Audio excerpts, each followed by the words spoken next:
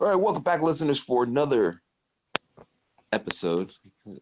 Coming back with more hitting the hard court, and we're just going to be talking some trades here for the next few minutes. Now, myself being a Lakers fan, the Lakers are always in trade talks, trade rumors, blah blah blah, this and that. And luckily, we're on the bottom part of the totem pole for this part of the segment, so I get to stay quiet. But let's start off. Let's talk about the Raptors, since that's the headliner as of late.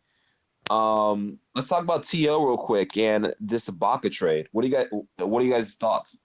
Well, me and Jason were talking before. I wished last year that the Raptors would have dealt Patterson for Morris, and that was a big talk last year when Morris was out in Phoenix. But that didn't end up happening. Biombo came up big in the playoffs. Obviously, not big enough to dethrone Cleveland, but he came up big. So when Biombo walked, that was the sign that they needed a new big man. And I think Ibaka spaces the floor enough that JV can be the post guy, and that DeRozan and Lowry get enough touches, but that it doesn't stick to ISO ball. Because when DeRozan's cold or injured, that's it. There's no points, and we've seen that over the last how many games here? They've lost 6 of the last 7, and in the last 10, they've won probably 3 here, if we count that Charlotte game last night. But even again, we saw last night, we saw the emergence of DeLon Wright with no Ibaka and no T. Ross, as neither of them have started to play for their new teams. I think Ibaka is really going to bring the spacing, and obviously it's a big headlining move, as Masai said he's going to re-sign him here, or at least attempt to. So Ibaka as part of the future is a big deal. Jason, real quick, just wanted you to add into this conversation about your Thunder, who seem to be a little bit more focused on just trying to develop as a team and battling injury versus trying to get into the trade talks. So do you see your team making a move here? I was just recently listening to a podcast with the about the Thunder, and they were talking about how they've been linked to about three different players. Paul George, which seems like a pipe dream. I love Paul George though. Wilson Chandler, who seems like a good fit, and they've also been linked to they were linked to Melo, which is also another pipe dream. I personally feel as though that they need a versatile forward. I've been hearing guys say, oh, we need shooters. We need shooters. Oklahoma City Thunder has 2 good shooters. Alex Abrinas is a rookie out of Spain, and Anthony Morrow once led the NBA in 3-point percentage. You got to get Anthony Morrow touches so that he can be effective.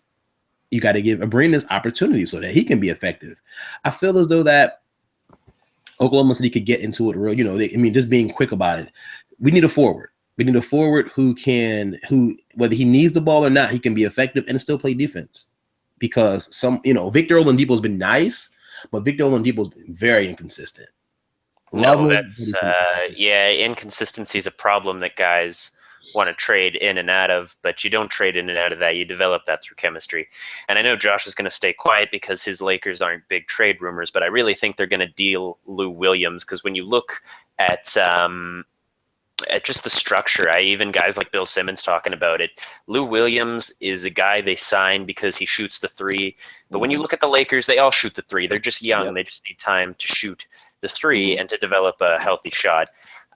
So if they can get a second-round pick or even a late first-rounder for a guy like Lou Williams, because he does have a big contract, that's their future. I mean, Lou Williams is 31 in the summer. That's not D'Angelo Russell age. They don't have time to develop him. He is what he is, and he is the 3-point shooter. Mm-hmm. He's a liability on defense. That's what he is. You're not going to get anything out of him.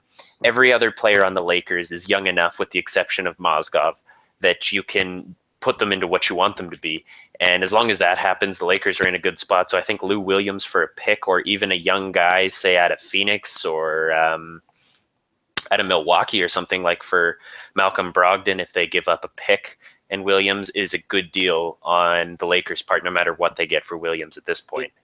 Overall, for that team, just jumping in here real quick, the team, the one thing that they needed for the season was experience, flat out, and they got that out of Lou Williams. He was able to stretch his wings, be a volume shooter, sort of make himself tradable. Teams are going to like him for the amount of experience that he brings. And, who knows? Maybe even someone like Cleveland may pick him up and he'll get a chance to add some scoring to that roster. So that way down the stretch, if the Cavs end up making the finals, he'll help them out. And the Cavs may be giving something back in return. However, the Cavs did trade away all of their picks. LeBron does want all the best players. So I'm not sure if the Lakers would do that. And then just looking here real quick, guys, looking at the top down, 1 through 8 on the West Coast real quick. You're looking at teams 1 through 7 are all over 500. The 8th and final spot belongs to the Denver Nuggets at the moment. Do you see these guys getting into do you see any of these teams getting into any trade talks, any serious trade talks before the All-Star break or right after the All-Star break, or do you think that they're just going to stay quiet and stay their course? I think most of those guys are pretty much set with who they want for the playoffs, at least for this season. The only people that really are going to make waves after this point is possibly Denver, again, if they want to move, because they already moved Jokic, because they swapped for Plumlee. If they're serious about getting rid of Gallinari, but it depends on where he ends up going. The only other serious team, not even in the conference, in the league, should be if the Knicks want to move Melo, then they got to move Melo. It's that simple, Phil. If you want Melo gone and you want to run something involving big, lanky guys out of Latvia that can score, then you got to do that. But if not, I don't think we see any other major deals, really. And we're going to touch on that, actually, the East Coast as a whole, looking at the 1 through 8. Cleveland, of course, always in talks. Boston, which is knocking on the door for the number 1 seed. Washington, which has been very quiet but has snuck into the 3rd seed over your Toronto Raptors, which is just made a big trade. Now, the Atlanta Hawks are always in trade talks, especially with the recent trade of Korver. Millsap, which is on the block, off the block again. And then, of course, 6 through 8, Indiana, Chicago, Detroit. Now, Detroit has made tons of moves in the past 2 seasons, definitely developed. They're back into the 8th seed again. But out of all of these teams, not including the Knicks because they're out on the outside looking in with a possibility of making playoffs if the standings still sit as they do. Do you think that any of these teams make a serious push to try to get a seed?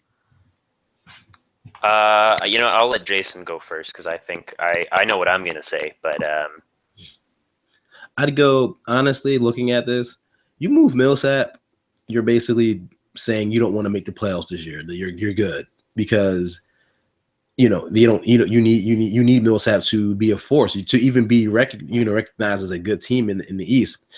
I think the big trade would come from, and this may surprise you guys may agree. Indiana possibly moving Monta Ellis. That'd be a fun one. Indiana moving Monta Ellis for another forward, possibly someone who could spell PG from time to time. Monta Ellis has been since Dallas. Monta Ellis has been viciously inconsistent. So I wouldn't be surprised if Indiana looked to get him out of there. Whether they move him somewhere, that could net them a pick, or something that could possibly help yield them a significant player this season. But I'd go Indiana.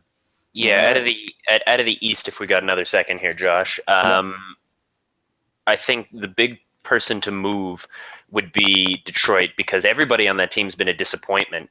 And then you look at who's supposed to be the future and who's not supposed to be the future. Why is Ish Smith the bench, but also the starting force out there when you have somebody named Reggie Jackson who's supposed to be playing all-star caliber, but is he really? No, he's not. I think they can invest in Ish Smith, move Reggie Jackson, and keep somebody like Kentavious Caldwell-Pope, who has been a surprise to so many that I picked him up on fantasy, and he has not been a disappointment. Kentavious is a guy of the future out there, and I think even Andre Drummond shouldn't be off the block. They should look to move whoever they can and build around their 2 guards or even 3 guards if they say, you know what, Reggie Jackson's our guy. Will definitely be an interesting look, and we're going to keep an eye out for some of these teams to make some moves. We're going to be back later on today for the second half of the full court for this Hitting the Hardcourt podcast. Thanks, guys, for tuning in, and thank you, everyone. And again, you can follow us on YouTube. You can tune into our Twitter accounts. We'll be posting all the time about all the latest updates on anything that's trade, NBA, basketball worthy. We're hitting the hardcore. Thanks everyone for tuning in, and we're signing off.